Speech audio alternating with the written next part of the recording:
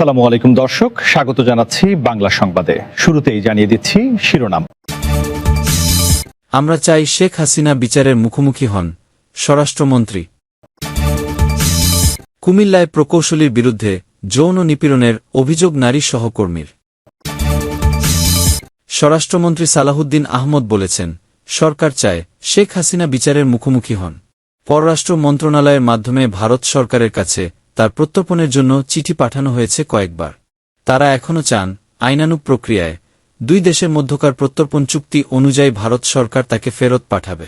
রোববার সচিবালয়ে অবস্থিত গণমাধ্যম কেন্দ্রে Bangladesh secretariat reporters forum BSRF আয়োজিত বিএসআরএফ সংলাপ অনুষ্ঠানে সাংবাদিকদের সঙ্গে মতবিনিময়কালে তিনি এ কথা জানান।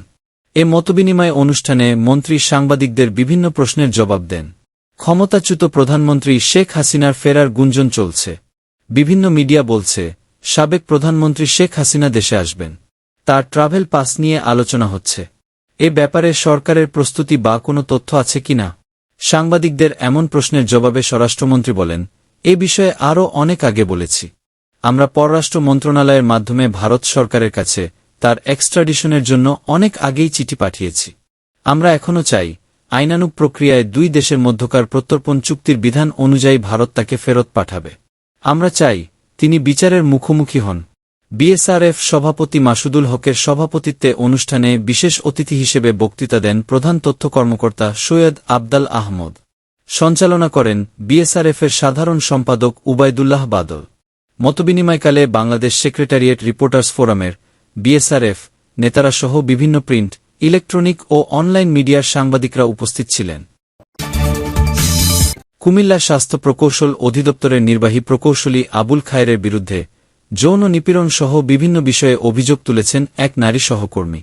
তবে এসব অভিযোগ অস্বীকার করেছেন ওই প্রকৌশলী। আজ রোববার সকালে নিজ অফিসকক্ষে সংবাদকর্মীদের কাছে ওই নারী অভিযোগ তুলে ধরেন। পরে পুলিশ ডাকেন ওই প্রকৌশলী। এ ঘটনার ভিডিও সামাজিক মাধ্যমে ছড়িয়ে পড়েছে।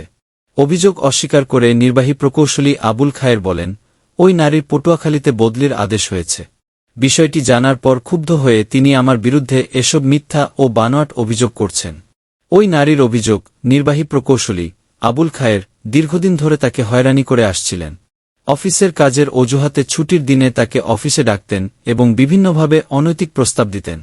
এসবে সাড়া না দেওয়ায় নির্বাহী প্রকৌশলী তার ওপর ক্ষুব্ধ ছিলেন। তাছাড়া তিনি বিভিন্ন প্রকল্পের লটারি পরিচালনায় অনিয়ম করেন। তিনি অফিস ভবনের তৃতীয় ও চতুর্থ তলা বাসার মতো ব্যবহার করেন, যদিও সরকারি অফিসে এভাবে বসবাসের নিয়ম নেই।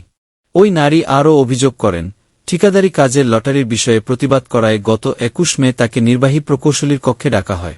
সেখানে অফিসের বিভিন্ন স্তরের আরও ৭ জন কর্মকর্তা কর্মচারী ছিলেন। ওই সময় তাকে প্রকাশ্যে অপমান ও হেনস্থা করা হয়। এক পর্যায়ে নির্বাহী প্রকৌশলী এক স্টাফকে তাকে ধরে রাখতে নির্দেশ দেন। পরে ওই স্টাফ তার ২ হাত চেপে ধরলে নির্বাহী প্রকৌশলী তার শরীরে হাত দেন এবং তাকে যৌন নির্যাতন করেন। ভুক্তভোগী নারীর দাবি, এ ঘটনার মাত্র ৬ ঘণ্টার মধ্যে তাকে পটুয়াখালী বদলি করা হয়, যা মূলত তাকে চুপ করিয়ে দেওয়ার চেষ্টা। ঊর্ধ্বতন কর্তৃপক্ষের কাছে এ ঘটনার সুষ্ঠু তদন্ত ও বিচার দাবি করেন তিনি। তবে এসব অভিযোগ অস্বীকার করে নির্বাহী প্রকৌশলী আবুল খায়ের সাংবাদিকদের বলেন, ওই নারী আমাকে আমার কক্ষেই আটকে রেখেছিলেন। আমি নিজের নিরাপত্তার জন্য পুলিশ ডেকেছি। আমার বিরুদ্ধে আনা অভিযোগ সম্পূর্ণ মিথ্যা। সন্ধ্যায় কুমিল্লা কোতোয়ালি মডেল থানার ওসি তৌহিদুল আনোয়ার বলেন, খবর পেয়ে পুলিশ ওই কার্যালয়ে যায়। প্রাথমিকভাবে জানতে পেরেছি ওই নারীর বদলির আদেশ হয়েছে। তবে হেনস্থা কিংবা যৌন হয়রানির বিষয়ে অভিযোগ পেলে তদন্ত করে ব্যবস্থা নেওয়া হবে।